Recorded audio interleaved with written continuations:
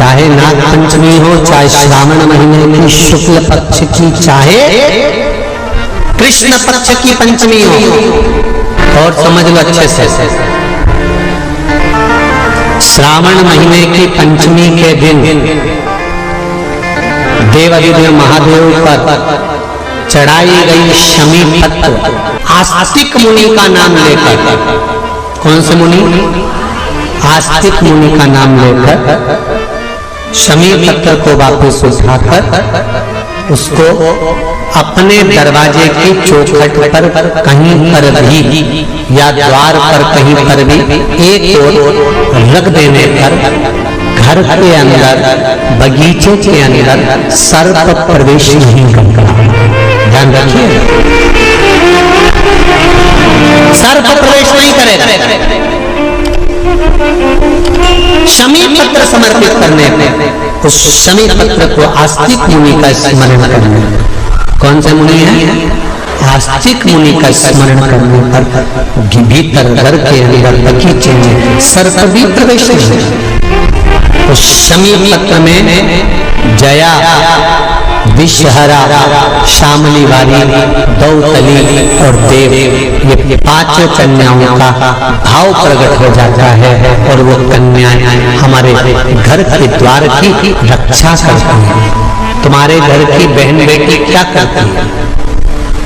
तुम्हारे घर की बहन बेटियां क्या करती हैं? घर में बहन बेटी आती हैं तो बद्दुआ देकर नहीं जाती।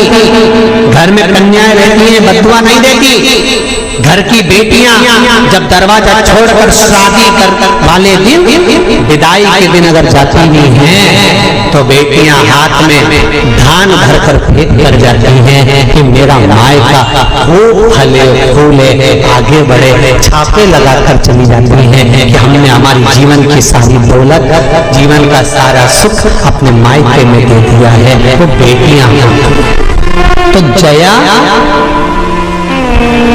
विषहरा, शामली बारी, दौतली, देव, ये उस घर में निवास करती हैं जिससे ये पंचमी,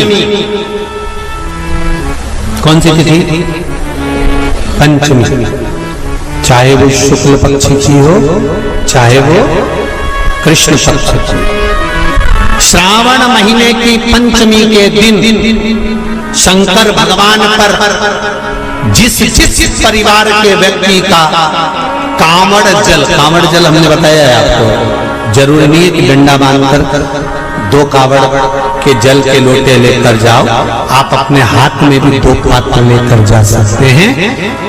पंचमी तिथि के दिन हाथ में 2 लोटे जल के, 2 कलश जल के जब हम शंकर भगवान को चढ़ाते हैं तो ऊपर जो कमंडल होता है शिव जी के ऊपर जलधारी होती है, जिसमें जया, विषहरा, शामली बारी, दौतली और देव, शंकर भगवान की 5 बेटियां जिसमें विराजमान होती हैं। जब हम जल समर्पित करते हैं, हमारे पीढ़ी में, परिवार में अगर कोई अधोगति में मर गया होता है, कुंवारी अवस्था में चले गया होता है, गर्भ में मर गया होता है, गर्भ के बाहर निकलकर भी अगर कुंवारी अवस्था में चले गया होता है, तो श्रावण महीने की दोनों पंचमी पर परिवार का अगर कोई एक व्यक्ति भी जल चढ़ा देता है शंकर भगवान पर, तो सर्प की योनि में नहीं पड़ता, जीव मुक्त हो जाता, प्रेत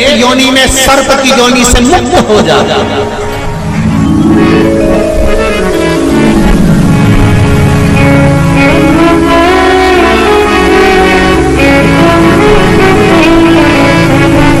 महाराज, हमारे यहाँ सांपों की पूजन कौन से दिन होती है, कौन सी तिथि में करते हैं? जम के बोलो जरा। नाग पंचमी। नाग पंचमी का मतलब क्या है? सांपों की पूजन करो। नाग पंचमी का मतलब होता है शंकर जी के मंदिर में जाकर 1 लोटा जल समर्पित कर दो। उसका कारण क्या है कि हमारे परिवार में, हमारे कुटुंब में कोई कुटुंब में, परिवार में कोई 7 पीढ़ी के अंतर्गत भी अगर कोई जीव तड़प रहा होता है, पड़ा हुआ होता है, उसकी मुक्ति नहीं होती है, तो पंचमी का चढ़ा हुआ जल उस जीव को प्राप्त हो जाता है और वो जीव तर जाता है, उसका फिर जन्म नहीं होता। उत्तर इसको मुक्तता कहता,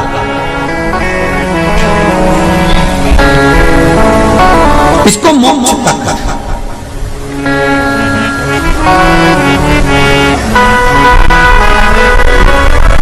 ये मोक्ष, इसी को कहेंगे कि ये मुक्तता। महाराज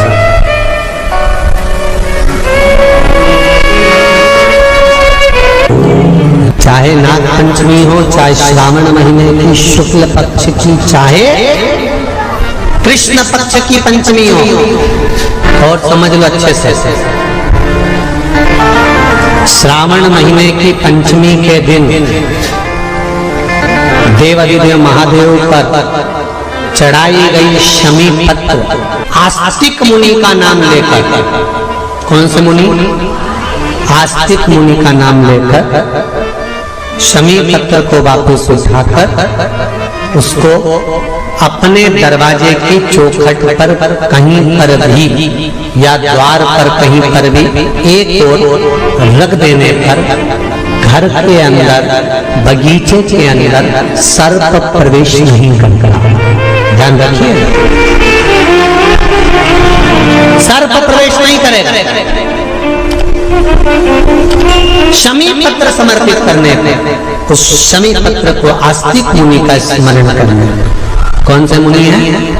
आस्तिक मुनि का स्मरण करने पर भीतर घर के अंदर बगीचे में सर्प भी प्रवेश नहीं। उस शमी पत्र में जया, विषहरा, शामली वाली, दौतली और देव, ये पांचों कन्याओं का भाव प्रकट हो जाता है और वो कन्याएं हमारे घर के द्वार की रक्षा करती हैं। तुम्हारे घर की बहन बेटी क्या करती है? तुम्हारे घर की बहन बेटियां क्या करती हैं? घर में बहन बेटी आती हैं तो बद्दुआ देकर नहीं जाती। घर में कन्याएं रहती हैं, बद्दुआ नहीं देती। घर की बेटियां जब दरवाजा छोड़कर शादी कर वाले दिन, विदाई के दिन अगर जाती भी हैं तो बेटियां हाथ में धान भरकर फेंक कर जाती हैं कि मेरा मायका खूब फले फूले आगे बढ़े। छापे लगाकर चली जाती हैं कि हमने हमारी जीवन की सारी दौलत, जीवन का सारा सुख अपने मायके में दे दिया है। वो बेटियां तो जया, विषहरा, शामली बारी, दौतली, देव, ये उस घर में निवास करती हैं जिससे भगवान की जिंदगी किसने संवारी? ये नागलक्ष्मी है। वासुकी नाग बड़े, शेषनाग छोटे, और शेषनाग की जिंदगी अगर कोई संवारने वाली है तो ये नागलक्ष्मी, ये नागलक्ष्मी जीवन संवार। नागलक्ष्मी शिव जी की आराधना में लगी, शंकर के अनुमोदन में, शिव की भक्ति में दिन रात लगी रहती, दिन रात।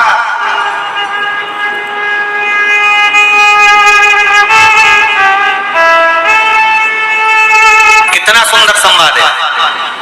पान की बेल में, पान जानते हो, तांबुल जो खाने वाला पान होता है, पान की बेल में चारों तरफ से बेल लगाकर नागलक्ष्मी उसमें बैठ कर शिव की आराधना करती थी। इसलिए आज भी शास्त्र के हिसाब से देखा जाए तो सबसे ज्यादा सांप, सबसे ज्यादा सर्प, सबसे ज्यादा नाग नागिन, सबसे ज्यादा सर्प अगर कहीं रहते हैं तो जहां पान की खेती होती है, जहां पर तांबुल उत्पन्न होता है, जहां पान की बेल होती है, सबसे ज्यादा सांप वहीं पर पाए जाते हैं। सबसे ज्यादा सांप वहीं पर जाते हैं। और जो पान उतारने वाले रहते हैं, पान तोड़ने वाले रहते हैं, पान बेचने वाले रहते हैं, जिनको हमारे यहाँ सहज भाषा में चौरसिया कहते हैं, इनका एक विधान रहता है कि सांप पान के उस बेल में चारों तरफ रमे रहते हैं, पान की बेल में सांप के बच्चे चारों तरफ भ्रमण करते रहते हैं, और चौरसिया पान उतारने वाला, बेल में से पान तोड़ने वाला सांप के बच्चों को उठाकर, सांप को उठाकर उधर रख देता है और पत्ते तोड़ लेता है, पत्ते तोड़ लेता है। उसको सर्प नहीं डसते। क्यों? क्योंकि यहाँ पर वर है इन चौरसियाओं को। कई चौरसिया लोग सोचे होंगे कि हम नाग की पूजन करते हैं, हम सर्प की पूजन करते हैं, नाग पंचमी पे हम सर्प का स्मरण करते हैं, हमारे कुल देवता के रूप में हम सर्प पूजते हैं। पर कभी चौरसिया ने विचार करा कि आखिर तुम्हें कौन सा वर प्राप्त हुआ कि तुम्हें सर्प नहीं डसेगा? तुम्हें कौन सा वर प्राप्त हुआ कि सांप तुम्हें नहीं काटेगा? पान उतारते समय, पान तोड़ते समय, पान को ले जाते समय सर्प तुम्हें डस नहीं करेगा। क्योंकि जिस समय पर नाग लक्ष्मी भगवान शिव की आराधना करती है पान की बेल के पास में, उस समय पर एक सहज भाव में, एक ग्रामीण, एक सहजता उस नागिन को आते हुए देखता था, नाग लक्ष्मी को आते हुए देखता था। जो नागिन कभी तो सुंदर स्त्री का रूप, लक्ष्मी जैसा रूप बना लेती है, और कभी नाग का रूप बना लेती है। बड़ा विचित्र उसको लगता था। और वो एकांत में बैठा, इसने आकर देखा कि नाग लक्ष्मी सेवा में लीन रहती, किसी जीव को वहां आने नहीं देता। शास्त्र तो यहां तक कहता है कि जब नाग लक्ष्मी पूजन करती थी तो कहा, पूछा गया ये कोई जीव इसके पास में ना आए तो इसको बचाता था वो। एक दिन नाग लक्ष्मी जब बड़ी हो गई, देख लिया उसने इस ग्रामीण को, इस मानव को जब देखा जो चारों तरफ से किसी ना किसी रूप में नाग लक्ष्मी को रसला कर देता है, प्रदान करता रहता है, कुछ ना कुछ तत्व देता रहता है। कितना सुंदर संवाद है महाराज। नाग लक्ष्मी जब पूजन करने शंकर जी की बैठती थी तो ये जो हमारे हिंदू धर्म में एक ऐसा भाव कहते हैं, शंकर जी के अभिषेक में गन्ने का रस, अनार का रस, मौसम्बी का रस, ये जो अभिषेक कराते हैं ना ब्राह्मण जन, तो ये कहते हैं ये रस चढ़ाइए, इस रस से भगवान का अभिषेक करना है, गन्ने का रस से, इस रस से शिव का अभिषेक करना।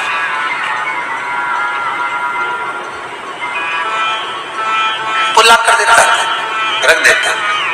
रोज नाग लक्ष्मी को रोज आश्चर्य होता कि आखिर ऐसा कौन है जो लाकर रोज रख देता है, कौन है ऐसा?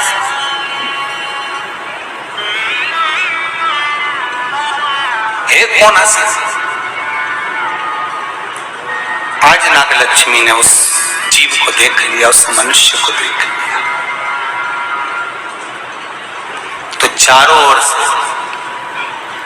मेरी रक्षा करता, रस को लाकर शिव के लिए देता है। मैं तुझे वर देती हूं, तेरे वंश के अंदर कभी सर्प का डस नहीं होगा। तूने मेरी सेवा करी, शिव तुझे फल प्रदान करेंगे। वो चारों ओर से रक्षा कर कर रस ला कर देता था, इसलिए उसका नाम का संबोधन में भी चौरसिया जोड़ा गया। चौरसिया, चारों ओर से चौकसी कर कर जो रस ला कर प्रदान कर दे, उसके नाम में भी संबोधन है। Please like, share and subscribe channel.